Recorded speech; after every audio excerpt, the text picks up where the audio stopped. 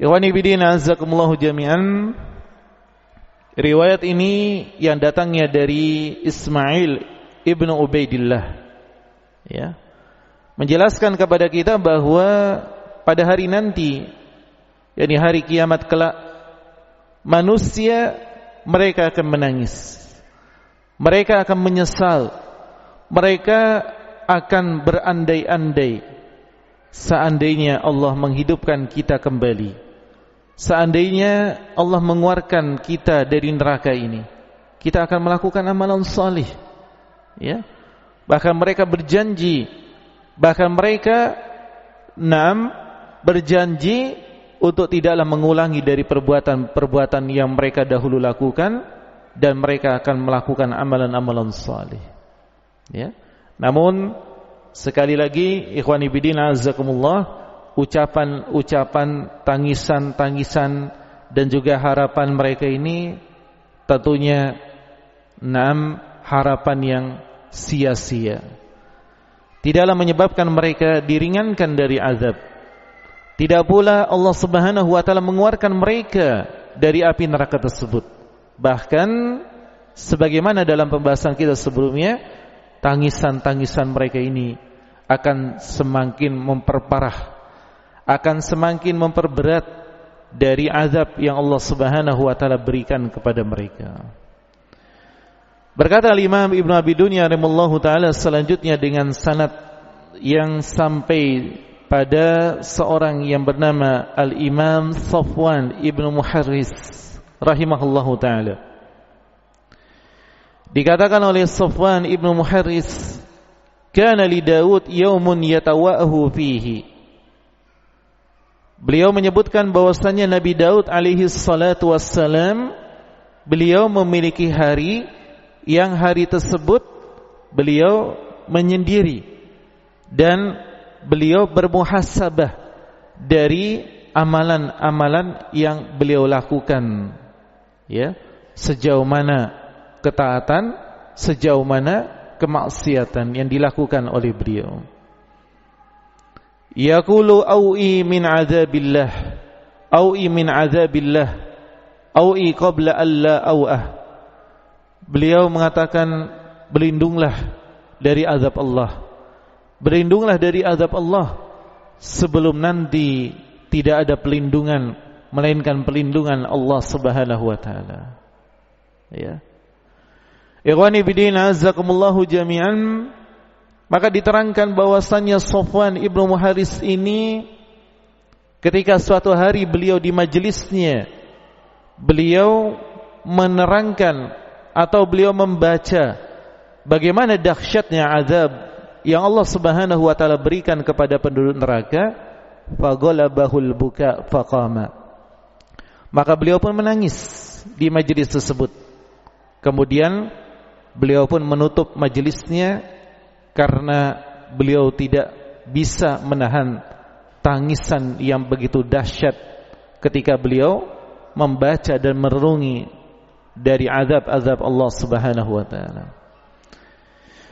Ikhwani bidina azakumullahu jami'an, ini keadaan dari para salaf kita demikian, ya, sampai tampak dalam zahir kehidupan mereka, sampai tampak pada perbuatan-perbuatan mereka, bagaimana rasa takut yang begitu besar pada jiwa-jiwa mereka, ya. Adapun kita saat ini, adapun diri-diri kita, ya, tentunya tidak bisa disamakan dengan mereka. Illa man rahimallah, kecuali orang-orang yang dirahmati oleh Allah. Betapa banyak dari diri kita ini ketika kita mendengarkan azab, ketika kita mendengarkan bagaimana penyesalan, bagaimana tangisan-tangisan penduduk neraka, hati kita tidak pernah terdetik untuk menangisi dari azab, untuk menangisi dari perbuatan-perbuatan yang kita akan mendapatkan dari azab Allah Subhanahu wa taala. Terkadang ikhwani fillah azakumullahu jami'an, nasihat-nasihat atau berita-berita dari Nabi sallallahu alaihi wasallam itu hanya terdengar sesaat. Itu hanya sebagai wawasan saja. Setelah itu dia kembali melakukan kemaksiatannya. Dia ingat, namun dia tidak peduli dengan nasihat-nasihat tersebut. Dia membayangkan bahwasannya nasihat tersebut bisa selamat, nasihat tersebut bisa dikalahkan dengan nanti dia bertaubat kepada Allah, dengan nanti dia kembali kepada Allah. Ya. Maka ikhwani bidin azzakumullahu jami'an, keadaan dari hamba-hamba saleh, hamba-hamba yang dekat dengan Allah Subhanahu wa taala, bagaimana mereka penuh dengan rasa takut, bagaimana mereka menangisi dari dosa-dosa yang mereka lakukan sebelum nanti manusia menangisi dari dosa-dosa mereka. Ikhwani bidina azakumullahu jami'an. Kemudian dikatakan oleh Al-Imam Ibnu Abi Dunya rahimallahu taala dengan sanadnya dari Bukair Ibnu Mismar Maula Sa'ad Ibni Abi Waqqas, seorang tabi'in yang bernama Bukair Ibnu Mismar, bahwasanya beliau mengatakan sumi'a rajulun wa huwa yaqul ya ghausa minan nar, ya ghausa minan nar. Bahwasanya beliau pernah mendengar seorang dia berdoa, seorang dia bermunajat kepada Allah Subhanahu wa taala, mengatakan, wahai mintalah pertolongan kepada Allah, wahai mintalah pertolongan kepada Allah. Ya. Maka ikhwani bidina azakumullahu jami'an, ya, disebutkan bahwasannya Sa'ad ibnu Abi Waqqas, nah riwayat ini datang dari Sa'ad ibnu Waqqas, beliau menceritakan kepada Rasulullah sallallahu alaihi wasallam tentang ucapan dari salah seorang penduduk Madinah. Ya, di malam hari dia mengucapkan, mintalah pertolongan kalian dari api neraka. Mintalah pertolongan kalian dari api neraka. Ya. Maka Rasulullah mengatakan, antal qail al-barihah, wahai fulan, apakah engkau yang mengatakan tadi malam dari kalimat tadi? Ya. Maka sungguh kata Rasul sallallahu alaihi wasallam, kalimat engkau mengucapkan mintalah pertolongan dari api neraka, mintalah pertolongan dari api neraka. Laqad abkaita al-barihata a'yana mala'im minal malaikati katsir. Sungguh ucapanmu membuat seluruh para malaikat menangis.